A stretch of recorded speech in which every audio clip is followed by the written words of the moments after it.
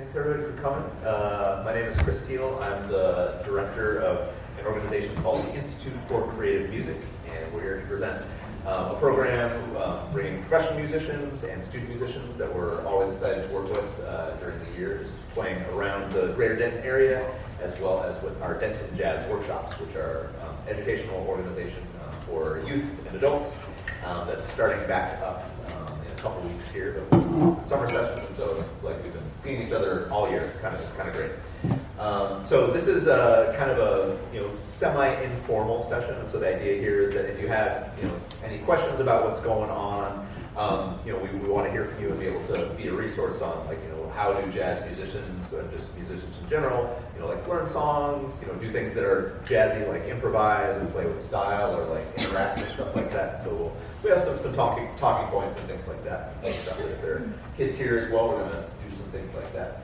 But we're going to start off by playing a piece with the IfCM Collective. And so this is Grace and Jack and Brian and Mildred, and we're going to play an original composition of mine called The Magnificent Bronze. And just kind of give you something to do. You can just sort of enjoy this piece. But we're going to talk about some different elements that exist in all music and things like that. This part, I just kind of let your body move a little bit. If you want to think about rhythm or pulse or something like that, just kind of warm yourself up, warm your ears up. You can just sort of feel loose throughout this.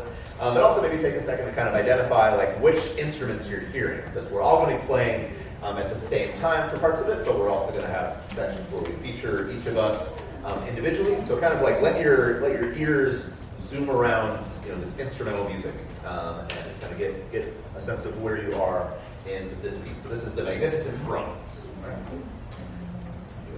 6 piece. 1, 2, 3, 4, 5, 6.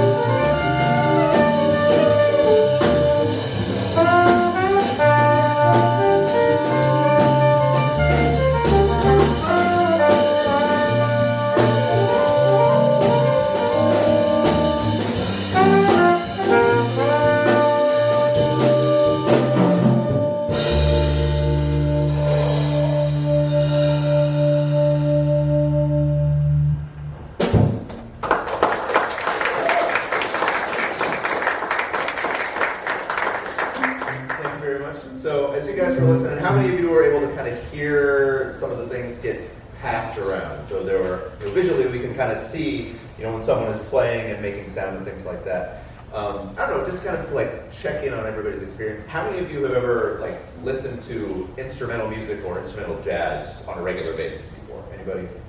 Okay, cool. So nice. And so even if you haven't, something just sort of to notice, I guess one of the main things about instrumental music is that there are not words being sung or spoken, although we will do some stuff with vocals here. And so it could be a different experience, just kind of like reassessing our listening. I know that I have a lot of experiences with my own self listening to songs that have words where just because we're used to conversing and having that as our main way of listening and communicating with each other, that sometimes it like blocks out the other things like that. So instrumental music like this can be a great opportunity to just get into like the non-verbal ways of listening and communication that exist all throughout, whether it's music or just anything in our lives.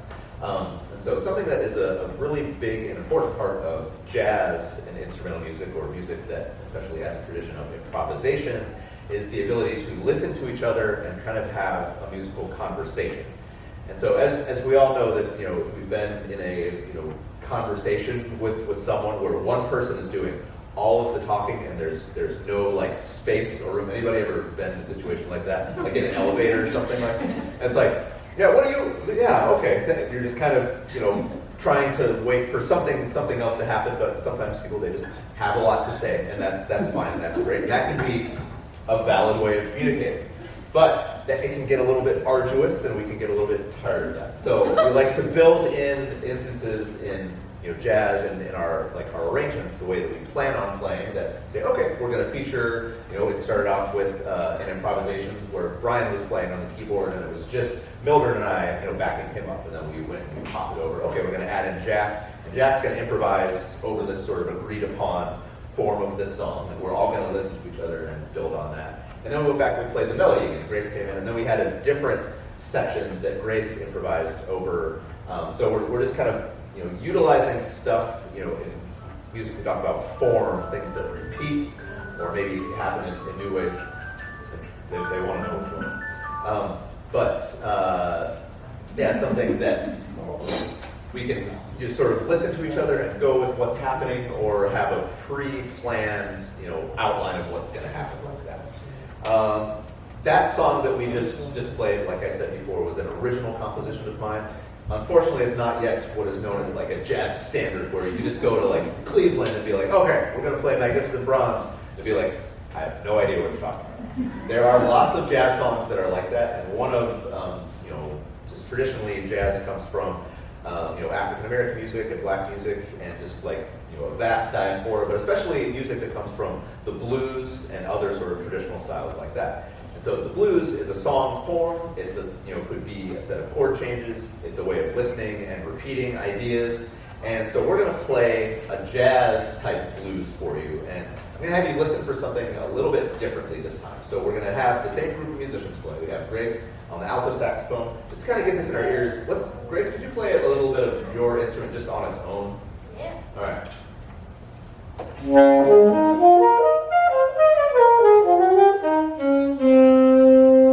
so that's alto saxophone. We're going to have Jack on the trombone. Could you play a little bit of trombone by himself?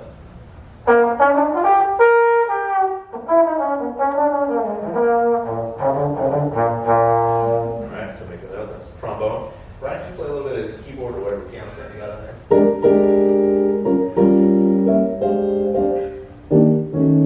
Nice. Mildred, could you play a little bit of upright acoustic bass? Nice. Okay. And then I'm going to be playing some stuff on the drums. Might sound a little bit like this.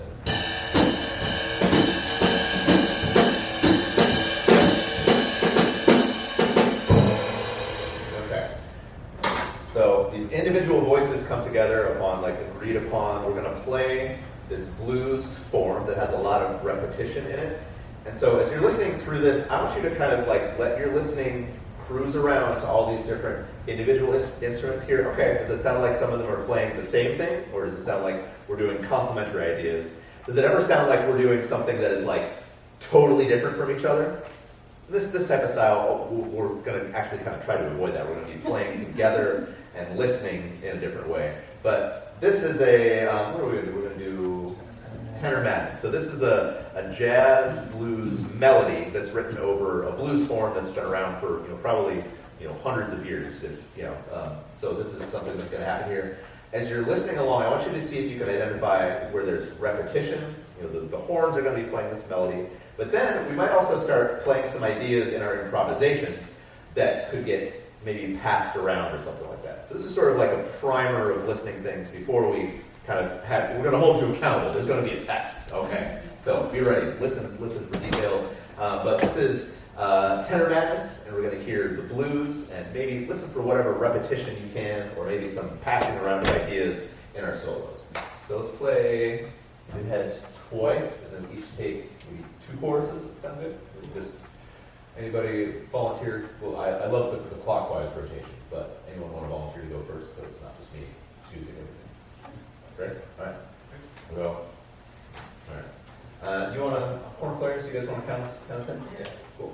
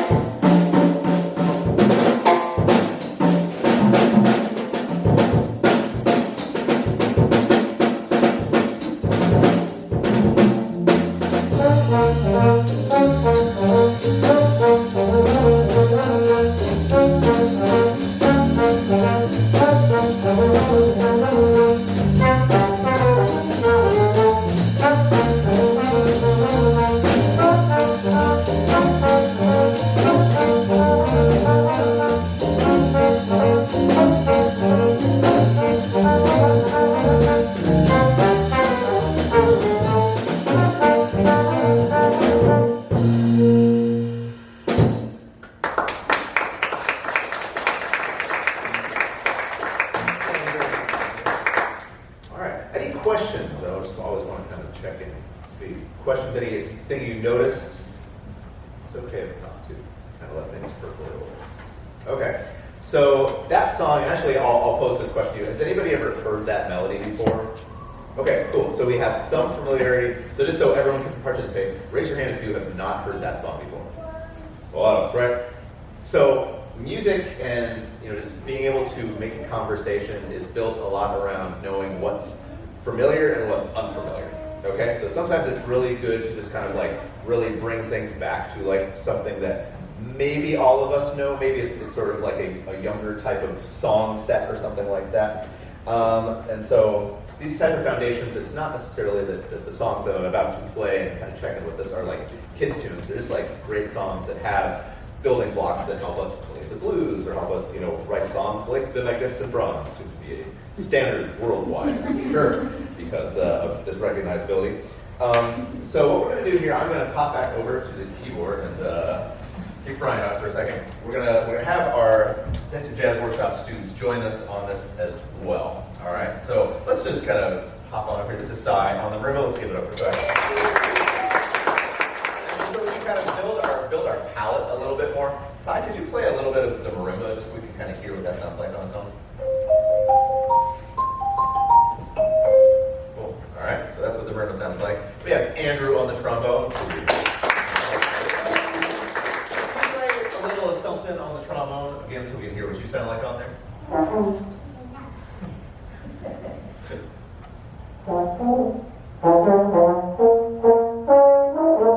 Excellent. There we go. And we have John on the trumpet. Let's give it a go. All right, John, can you play a little bit of trumpet for us? Let's hear what that sounds like. Beautiful. Okay. So this is something where if there are any young people in the audience that want to come in and give me some direct participation, feel free. You can come on up here, like this general area. Come on up, friends. It'll be. And if you don't want it, you can participate from back there too. But okay. Maybe just go to the back of the room. It's up here. Whatever. Feel free. And if you don't want to, that's totally fine too. Okay. You can just go ahead and say. All right. So I'm gonna challenge you all. So this is specifically for you guys here, but everyone out here, you might recognize the song. I'm gonna sing a song, but I'm not gonna sing the words. And so we're kind of transitioning back to like some familiar stuff that maybe we learned and has lyrics. But I'm gonna sing it just on like do without the words. And see if you recognize what song this is. When or if you recognize this song, I know it's gonna be like, oh, it's super exciting. Try to keep kind of quiet, but raise your hand if you recognize what song this is without the words, okay?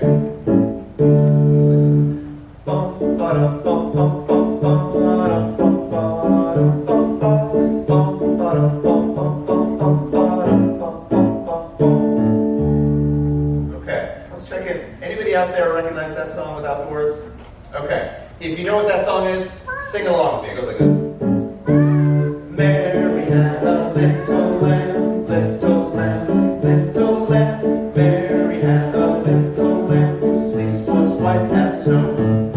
Okay, so almost.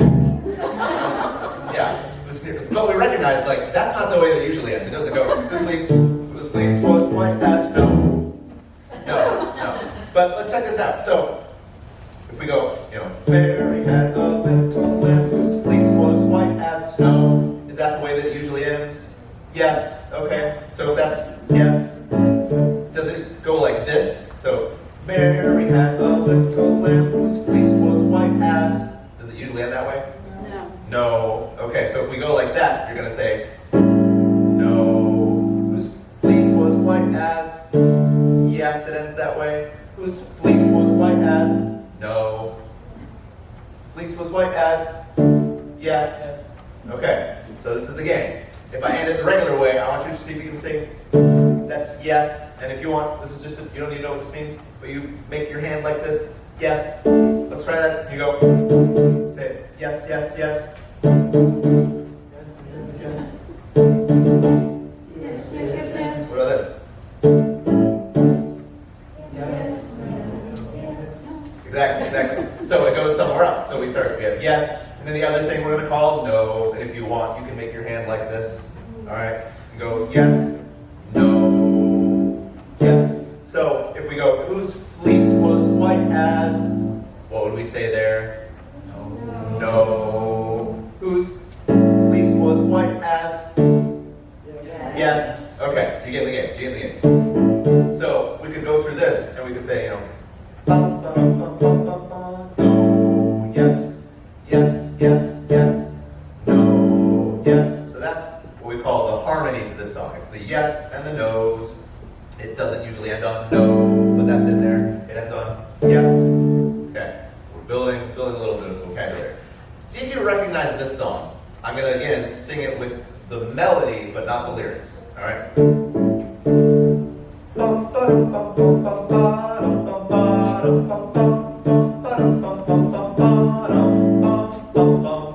Anybody recognize that song without the words? Go ahead and raise your hand. Anybody can raise their hand. All right. If you know what it is, feel free to sing it along. London Bridge is falling down, falling down, falling down. London Bridge is falling down, my fair lady. All right. So we have this whole other part. It goes yes, yes, falling down. No, yes. London Bridge is falling down, my fair. Do we end there? No. Right? So we go yes, yes, falling down. No, yes.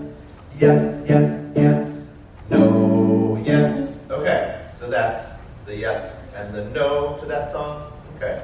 See if you recognize this song without the words.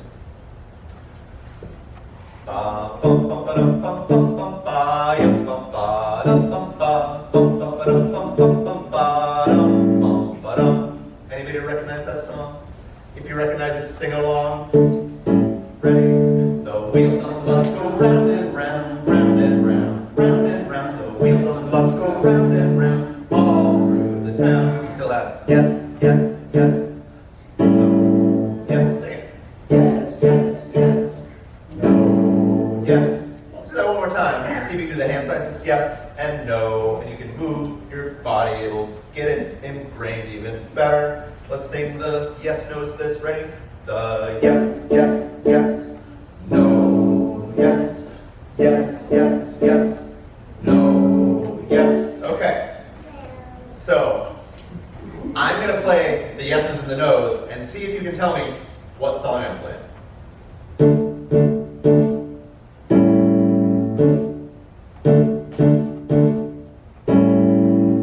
Okay.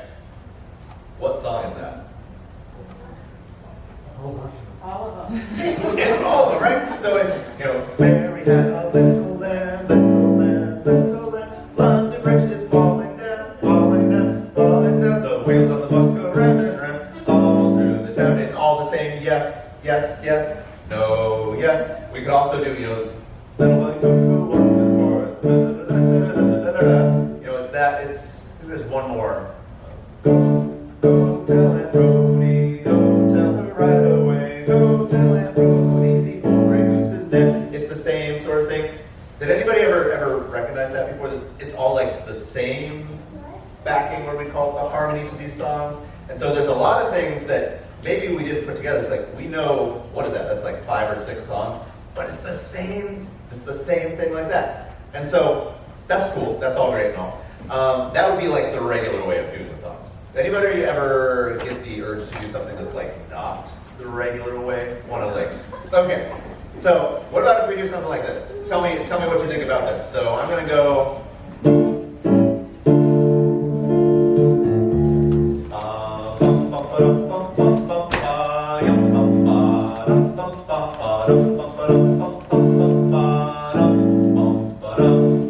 What song is that? What melody was I singing? It was Wheels on the Bus, but was that the regular way or was that like kind of bizarre? Different. It's different. Yeah, that's really all we have to know. And so a good shorthand for this, we don't necessarily have to have a lot of technical names, but I like to use, we have same hands, so hold up both hands the same, like closed fist. So same would be like, I'm doing it the regular way. If I'm doing it different, one hand is different. Just like that. That's just same, different. Okay? Let's try this. I'm thinking I'm doing too much. Let's bring it back. Could we all play the regular way of Wheels on the Bus? So we're going to bring in our friends and we're going to flesh this out. So this is cool. We have this known material. We can do some different stuff with it. So I was feeling my body about there. I'm going to feel it more like bum, bum, bum, ba-dum, bum, bum, bum. So I'm feeling my pulse right around there. I think we're going to change the style a little bit. What's the new style? Or that's the other thing. Our regular way of doing it, I had the word, the regular way, it's kind of, could be like kind of march-like, sort of square. It's like we're just kind of, going like this. We did it a little bit, kind of like a swing feel. We did it in triple. So do we want it? What would be a contrasting style of what we've done so far? Reggae. Do it as a reggae, guys. Okay, so what would that feel like? So this might be digging into our listening vocabulary. We might not all have a lot of reggae chops in our ears. So the melody might not have to change too much. It still has that kind of swing.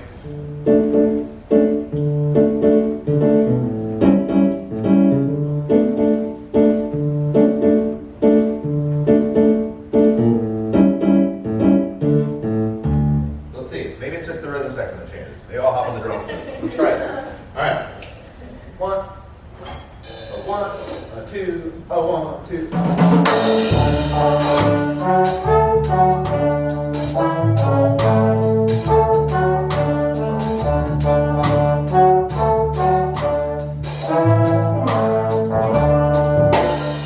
Okay. So we're working some things out. We can also let's play through that. Anybody want to improvise on that? Let's stick with one thing we're going to change. We're going to embellish that a little bit. Anybody who wants to improvise, just do it as a collective. Everybody try playing some ideas at the same time. All right? 1, 2, jam on the reggae.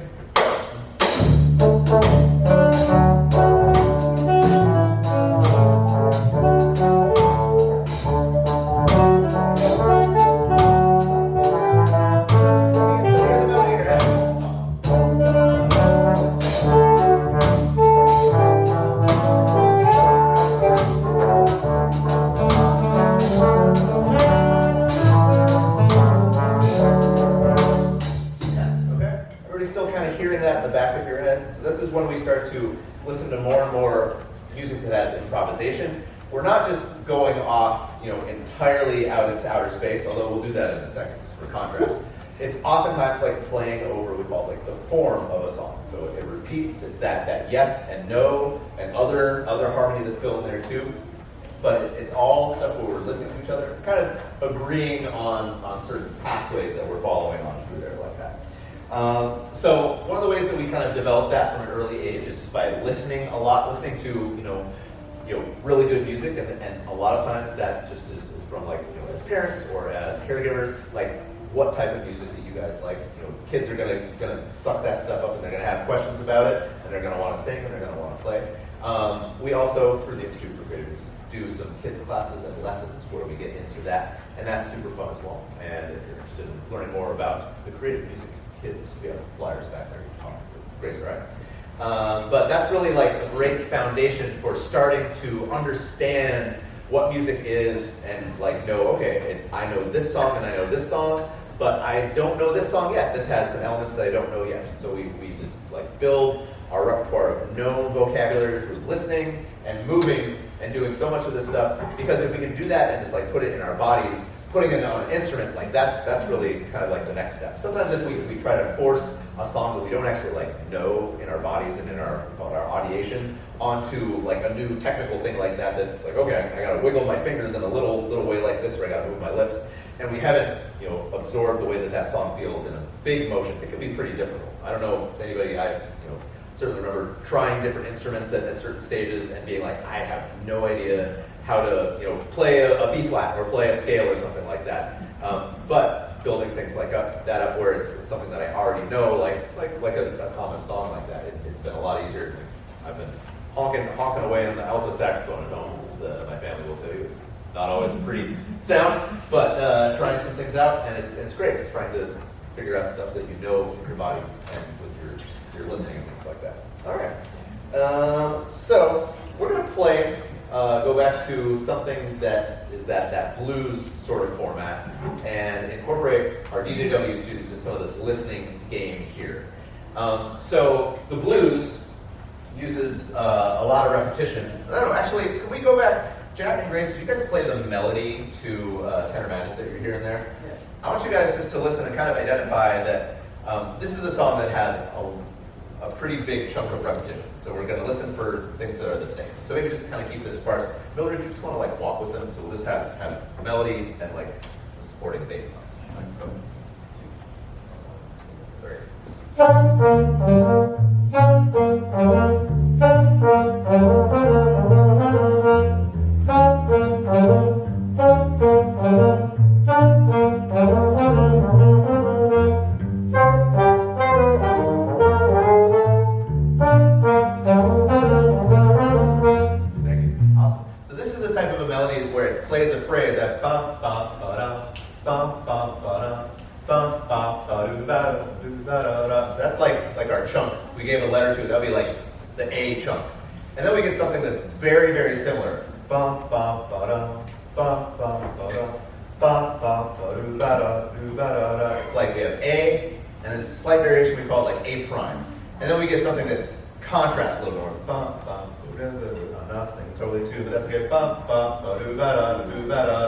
'cause it's like we have an idea, something that's very similar, and then something that contrasts. So this form of like A prime, and B is really, really usual for a lot of melodies, especially on the blues.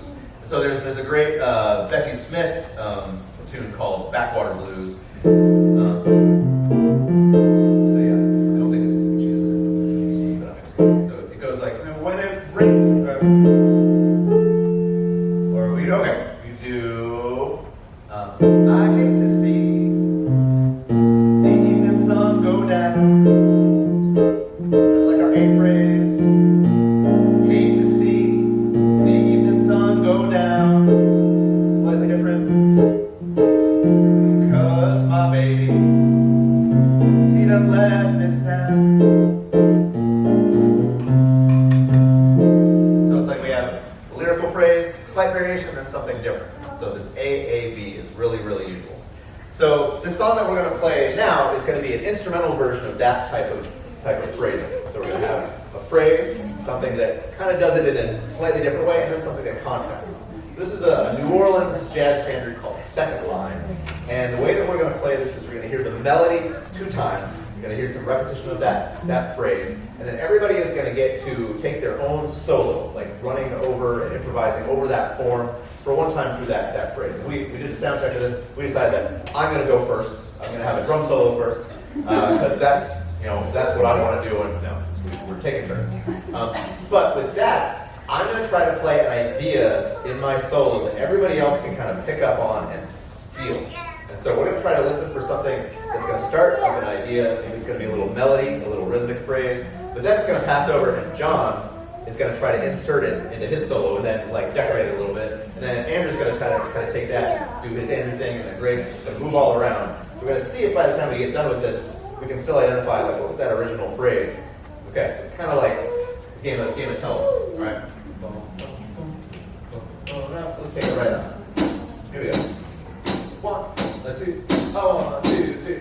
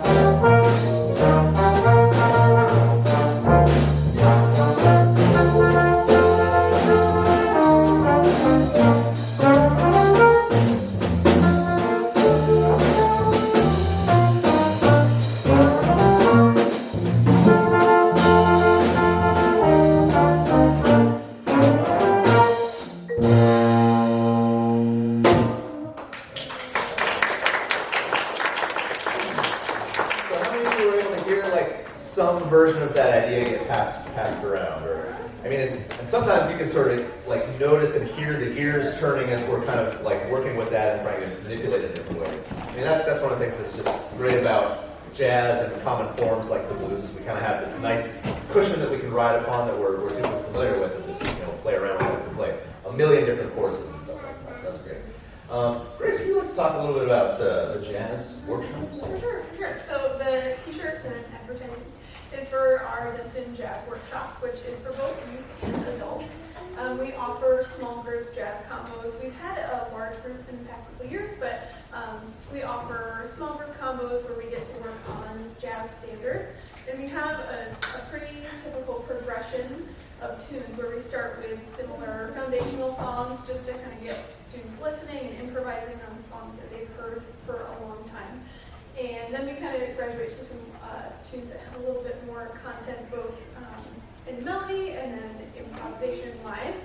And we start September 8th this year. So we usually run, is it 10 weeks? Yep. We run 10 weeks. We meet on Sundays for 2 hours. And during those 2 hours, we work on improvising. We use a lot of methods from the music ed greats, Dr. Christopher Zera and Edwin Gordon, some researchers who've done a lot in the music ed program. But we've been doing this 3 years. Yeah. Year 3. It's been really fun, so we'd love to have you guys join us. We have some flyers back there. Feel free to chat us up.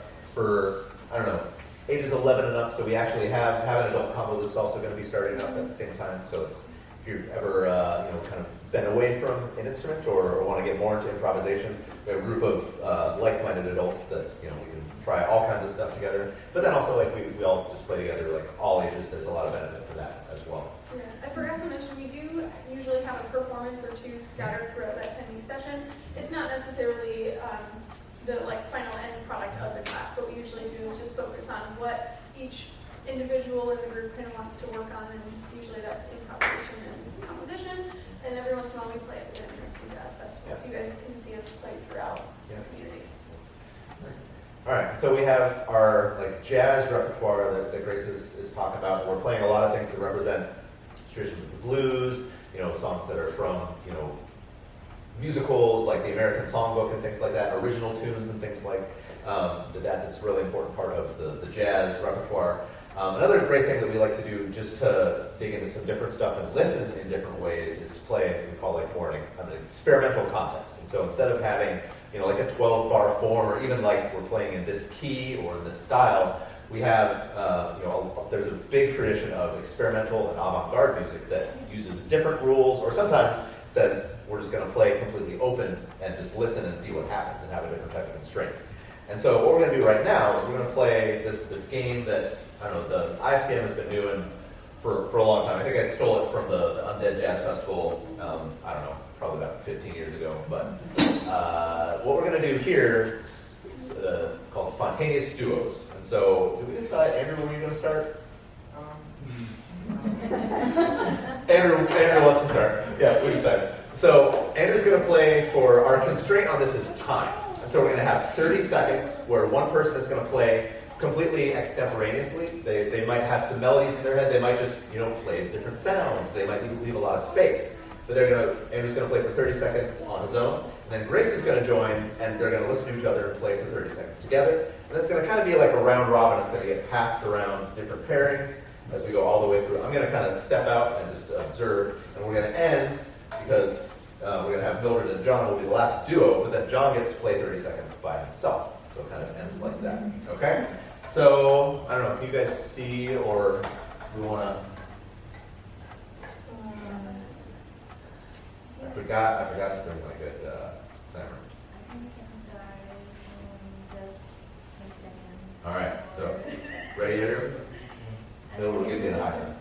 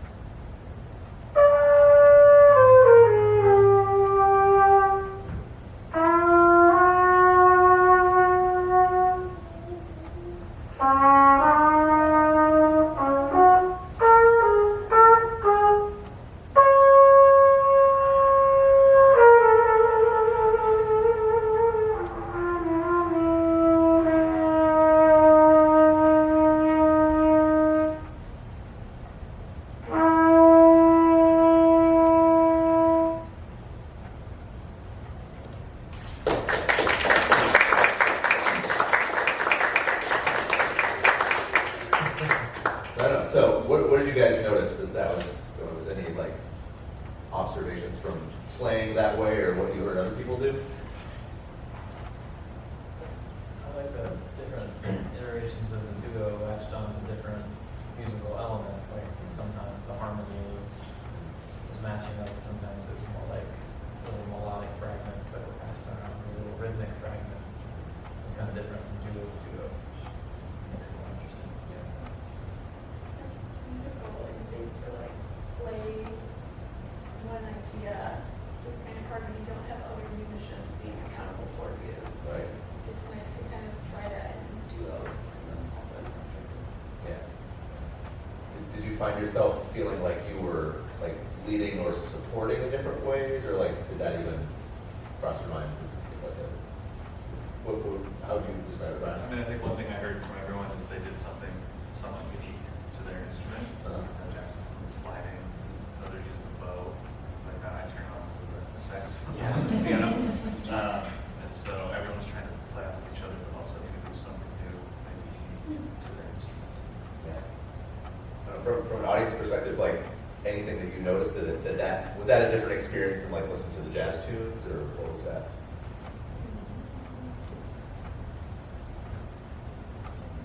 You have any observation there?